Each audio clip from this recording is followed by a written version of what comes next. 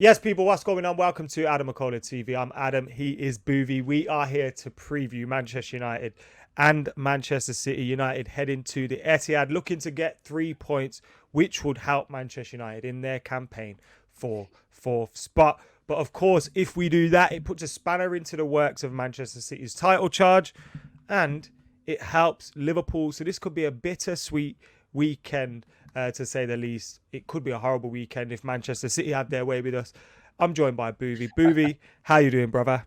I'm good, mate. I'm nervous. But I'm doing well. I noticed that we did a video for Boovy's channel. I'll put the link in the description below for you guys to go check that out. And in that, I did notice that Boovy was feeling nervous. He's always going to be cocky and wind up on Twitter, and I noticed this week he's been winding up United fans. I didn't expect this nerves. Is it because of what we've seen in the past, where United have kind of halted your parade at the Etihad before? Is it because there's so much at stake? Is it because United are so good? What is it? I doubt it's the latter. I think it's look, in the context of any Manchester derby, we can be the best team in the country. You can be the best team in the country, and we can both lose the game either way. But I don't think it's been this tight in a title race where there's been a Manchester United game come up for City in a good few years. You know, we need to beat you. It's to get 100 points in the Premier League or to win the Premier League in the end of March, April time, like we did in the Centurion season. We lost that game. We need 3 points more than we need to beat Man United this weekend, if that makes sense. It's not about your name, it's about getting 3 points on the board. And based on what I saw against Spurs, based on what I've seen against a couple of other performances since then, a little bit rocky in terms of how we score goals, missing opportunities. It's not been bad since we lost to Spurs, but there are moments where I look at United, and despite how ugly I think you play and disjointed some of your players are, yeah, with Elanga, Ronaldo, I saw the goal against Atletico Madrid. It was an unbelievable finish, and we've seen it with Ronaldo this season. I think he's fallen off a little bit. I think he's nowhere near the player he was even in the first 3 months of the season. I think he's really plateaued. But those two players in particular can definitely nick a goal against us. So yeah, I think there's a big opportunity for you to take points off us, and that's what's most concerning. So we have to win the Premier League this season. We've been the best team in the country. If we lose to Liverpool, it's not good. Yeah, it's not good for us either if you lose to Liverpool in this title race because that'll mean it's 20 all. So it's one of those horrible feelings. If we beat you at the weekend, we give them a chance, which is, I'm thinking about beating you. We might not even get to that point. Um, One thing though with United is we have looked a little bit more assured defensively in recent weeks. Obviously, we limited Atletico Madrid to one goal. We've looked a little bit more comfortable. Lindelof and Varane, I thought, looked better than I've seen any other partnership look at the weekend. I know we drew against Watford, but that wasn't because of our defence. What do you think from a, I know you're kind of biased, but as an outsider looking in at Manchester United's defence, who would you want to see in the defence? Who would you rather face at the weekend? I'd rather face Maguire for obvious reasons. I think he's a good defender on his day. I think a lot of those players from the England run in the Euros have had a bit of a flat 6 months, 9 months. I think he was amazing in the Euros to come back from injury. I think he was actually pretty decent for you last season. Obviously, you know better than I would. So I'd want to face Maguire just because he's out of form. I think he could be a good centre back for you moving forward if you get it right. For me, I think your fullbacks are actually pretty decent. From what I saw against Atletico Madrid, I think you actually got the pitch quite well. I think when Tellez came on as an example, I don't know if he'll play against us, but I think Tellez did all right. I think for you, it's about actually defending from the front. I think you got to nick the ball off us early. You got to nick the ball of us off sort of from midfield even. I don't think it's about your centre backs. It's about how do you win the ball up high? Do you all press as a unit like Rangnick wants you to do? Are you further along in that process that he's trying to teach you on the training ground every week than he was maybe 5-6 weeks ago? And I think you probably are. That being said, if City knock the ball around like we can, we should be beating you quite comfortably. But it is a worry because you've got pace. I don't think you've got quality. I don't think you're very good on the ball. I don't think you've got very good midfield.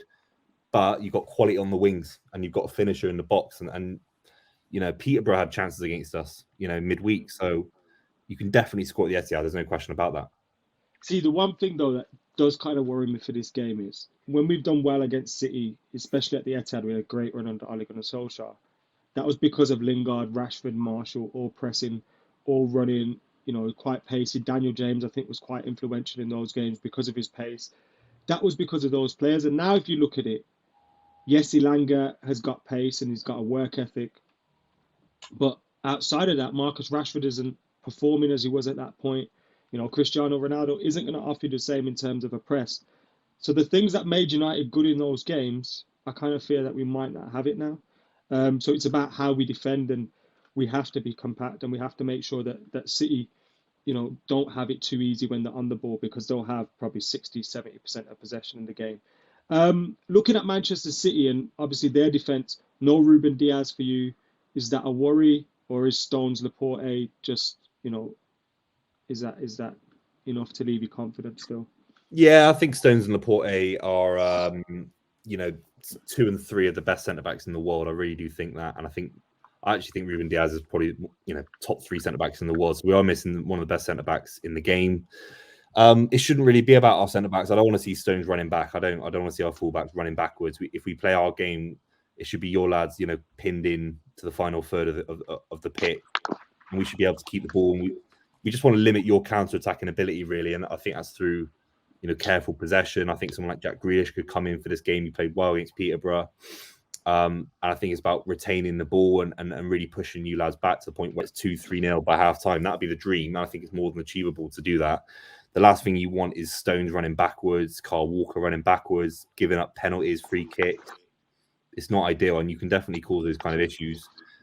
Ruben Diaz, without him, you do worry about a Champions League win. Is that possible without Ruben Diaz? I'm not too sure. An FA Cup win, obviously we've got Southampton, which is a relatively easy draw, but City are on for a treble ourselves, let alone Liverpool's quadruple. So, yeah, we need Ruben Diaz back as soon as possible, really.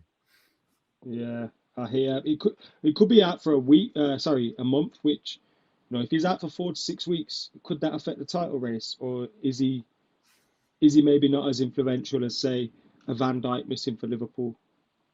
We haven't seen yet, because he's basically been fit every single game he's ever been at for City since he came from Benfica. That's just the truth. He's been unbelievably fit, and we don't know what that outlet will be without him. I do look at Stones and Laporte in the Centurion season, in the season after that, where we got 98 points, and they were the partnership that all City fans wanted before we even knew who Ruben Diaz was. Stones had a lot of injuries back then, so that's why they couldn't always play together. But when they did play together, right footer, left footer, both similar kind of composition as a defender, both great with their feet. It could actually be a partnership that could sort of reinvigorate how we play out from the back, and it might boost those guys' confidence, because I think Laporte's someone that might have been a little bit unhappy at the club with playing less just because of how good Ruben Diaz is, and Stones last season. I think with Cancelo, Kyle Walker, I think they'll both play. I think we've got more than enough in defence to kind of launch our attacks from the back, sort of thing. Before we go on to predicted 11 and predict the scoreline, this week I saw a tweet of yours which said no United player would get into the City 11. Now, part of me could tend to agree with that, especially when you look at it in this moment and how badly United have been.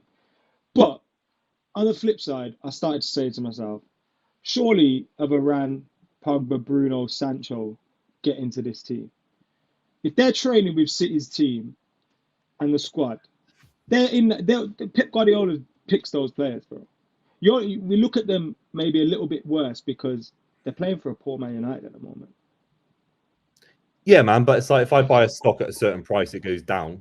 It doesn't mean that I can still sell it at the price I bought it for. It's gone down. The value of Varane's gone down. Sancho's gone down. I don't think Varane's value's gone down. When he doesn't play, you see it so much. If you're in this game, it's the most competitive league in the world, and you spend. Varane starts over John Stones, bro. No, I don't think he does. Not for Guardiola. Man. I'm not trying to say legacy and in a one-off game. I don't think Jadon Sancho or Pogba would start every game, but I think they'd start a lot of games as well. They'd start in the League Cup and the Champions League. No, but seriously, look, Sancho at Dortmund. Sancho would probably be better for you than Grealish. Yeah, I wanted to sign him. I love Jadon Sancho, but this isn't Jadon Sancho who left Dortmund yesterday. This is a long, the world can change in a week, let alone. Come on, man. He's been there 9 months. I mean, that's the. Have you ever heard the saying, form is temporary, class is permanent? Well, I haven't seen much class from him. He's a young kid. It's not like we've seen 10 years of him. Varane's been when he's played. He's played well this season. We've seen 3 seasons of it. What's he got? 2 goals, 2 assists this season. Who? Sancho. Sancho, what's he on? 2 goals, 2 assists. I think he's got more than that, but outside of that, he's also been pretty good for United, man. Look, I'm not. I'm not trying to wind you up about the quality of what Varane. No, I'm not. I'm not. I mean, I'll say it to any United fans, not just Rafael Varane doesn't start for City. No, not on current. If he left Real Madrid yesterday, and he's the player that when he left, of course he does. With him and Laporte, him and Diaz, if you I don't want to make an watch argument. something Look, for you 9 know months, what? I'm not mentioning Ronaldo, even though you use that one to the signing. I think he'd start the odd game, but with your system, he's not a system player. He's like, I'm not going to make that argument, but I can't overlook Sancho, Varane, Pogba, and Bruno. Pogba and Bruno nowhere near. Bruno nowhere near. Pogba over who? I think Rodri's infinitely better as a defensive midfielder than Pogba. So you play Pogba as a 10. Is he better than Gundogan, Bernardo Silva, De Bruyne? No way. I think he's better than Gundogan. No way. No way. If you I'd sign Pogba tomorrow if you want to lose the ball 50 times a game and get a Hollywood. Nah, bro. Trust me, he'd be so good for City. He'd be so good for City. I don't think he would. I don't think he would. You look at Guardiola with Zlatan Ibrahimovic at Barcelona. He doesn't like big egos. That's a good point. Pogba's overrated, man. I'm not even. Again, I'm not. Nah, I don't think he's overrated.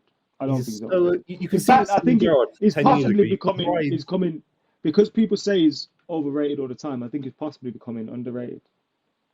Like, remember Lampard when everyone used to go, "Oh, Lampard's overrated," and then it became towards the end of his career, people were like, "Lampard's underrated." And it's like, yeah, because people called him overrated for so long. Trust me. Yeah. Anyway, moving on. Predicted 11. Who's going to start for Man City? Obviously, no Ruben Diaz, but who do you think will start? Well, obviously Ederson. I think it'll be Cancelo, Walker. That's our kind of, Zinchenko got a bit of a run out recently, and obviously fair play to him as well in terms of what he's going through as a man. Laporte and Stones will be the centre back pairing. If they're both fit, I'm so confident with them at the back. I really am. Left footer, right footer. It obviously looks good. And then midfield, I think it's Rodri, Gundogan, Bernardo Silva. For me, is the best midfield we've got.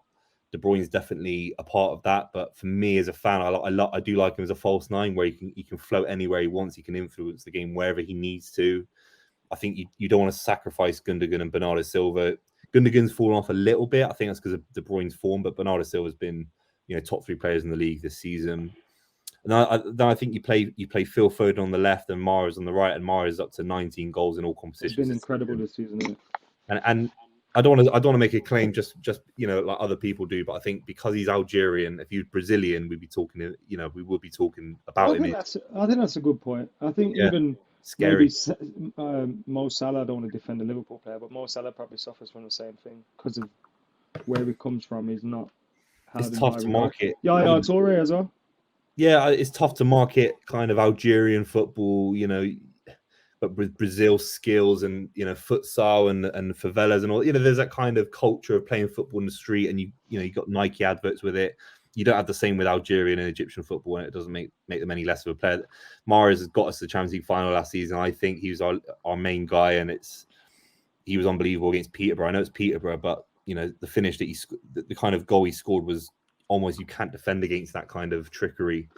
So I think, him on the right will kill you lads if it's Luke Shaw at left back. I'm not too sure who will start for you, but if it's De Bruyne down the middle, I think you're in for a tough time because he's actually scored a few goals against United down the years. I remember the one in Guardiola's first season where he obviously... It'd be interesting if he plays false 9, though.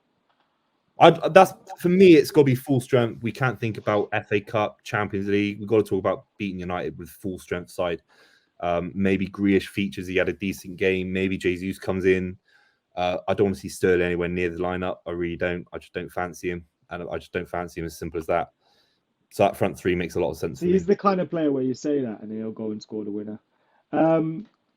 Looking at United's team, I think we'll obviously see David De Gea in goal. I want to see this team, but I'd go Aaron Wan-Bissaka for his defensive nous, not his attacking nous. Lindelof, Varane, and I'd go Alex Telles. I haven't been impressed with Luke Shaw. I think we'll see McTominay come back in. You're probably going to see Fred as well. Ilanga, Bruno, Pogba. Sorry, Sancho, Bruno, Pogba, and Yeah. Ronaldo. Although Elanga could start as well, but then if Elanga starts, maybe Fred doesn't. Maybe Fred doesn't if Elanga Got to starts. go for it. Start Alanga, start Sancho, start Ronaldo, start Bruno. Go for it. In my I don't. opinion, If we're gonna go for it, it'll be in the second half. It won't be in the first half. I don't yeah. think.